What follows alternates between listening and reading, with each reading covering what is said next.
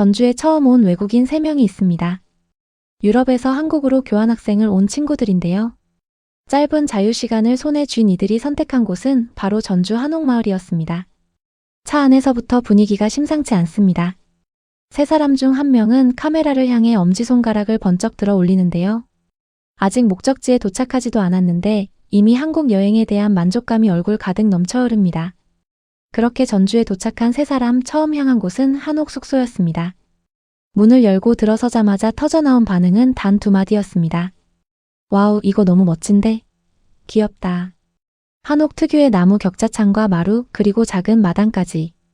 유럽의 어느 숙소와도 비교할 수 없는 구조와 분위기에 세 사람은 눈을 떼지 못합니다.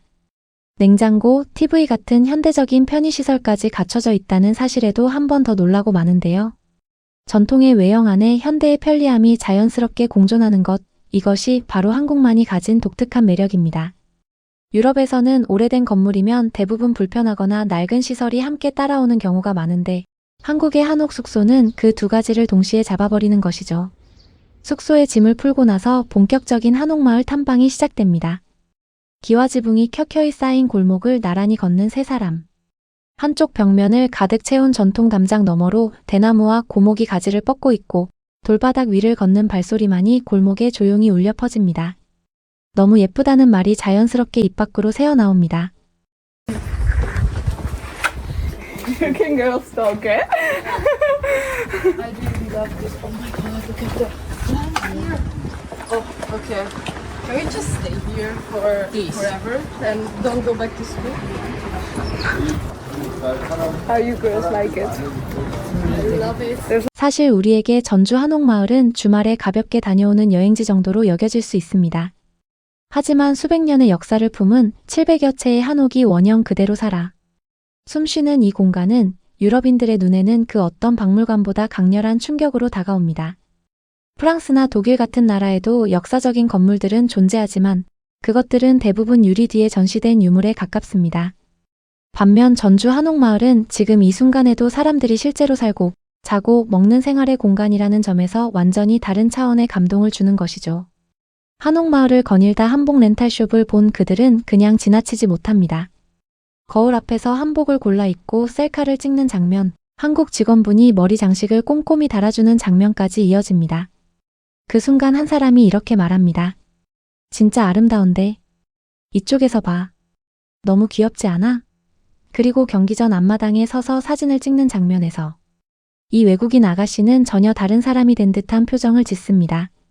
수백 년 된 한국의 전통 복식을 몸에 걸치고 유네스코 세계문화유산 경례를 거닌다는 것 자체가 이들에게는 꿈에서나 가능할 법한 경험이었던 것이죠. 이 한복 체험이라는 것도 사실 한국인들에게는 관광지 어디서나 흔하게 볼 수 있는 풍경입니다. 하지만 이 세 사람에게는 그것이 그냥 옷을 입는 행위가 아니었습니다. 수백 년의 역사가 담긴 한 나라의 정체성을 피부로 직접 느끼는 시간이었던 겁니다. 배도 고프고 발도 아프기 시작했지만 세 사람의 한옥마을 탐험은 멈출 줄을 몰랐습니다. 풍남문을 지나 남부시장 방향으로 이동합니다. 골목 구석구석을 누비며 이것저것 들여다보던 세 사람은 시장 안에서 발걸음을 멈춥니다. 설탕을 넣은 빵 위에 마요네즈와 채소가 올라간 토스트 앞에서 한 사람이 주문을 하는데요. 설탕이랑 빵에 마요네즈랑 채소랑 기름을 잔뜩 넣은 거야. 처음 보는 조합이지만 망설임 없이 한 입 베어 무는 모습이 인상적입니다.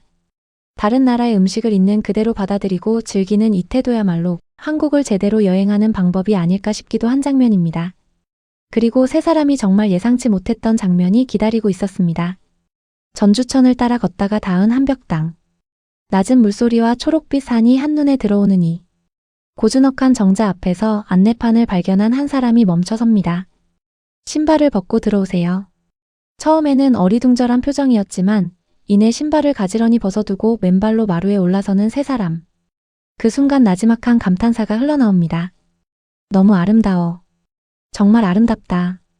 조선시대 선비들이 시를 짓고 풍류를 즐기던 그 자리에 지금 유럽에서 온 세 사람이 맨발로 서서 똑같은 풍경을 바라보고 있는 겁니다. 한국의 유산이 시간을 초월해 전 세계 사람들에게 감동을 전달하는 순간이었습니다. 한국에서는 이런 장소에 신발을 벗고 들어가는 것이 오히려 자연스러운 일입니다. 깨끗하게 유지된 마루 위에서 발바닥으로 느끼는 나무의 결과 서늘함.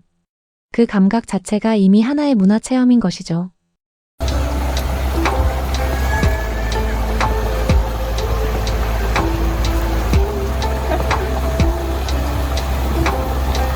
I don't know if I can reach the one without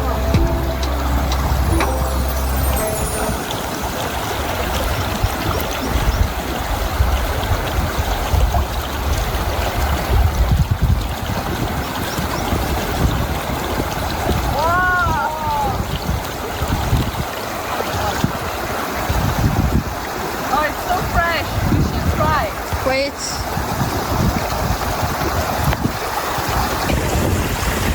또 걸으며 한낮의 더위를 한껏 머금은 세 사람은 이제 전통 찻집으로 발길을 돌립니다. 교동다원이라는 전통 찻집.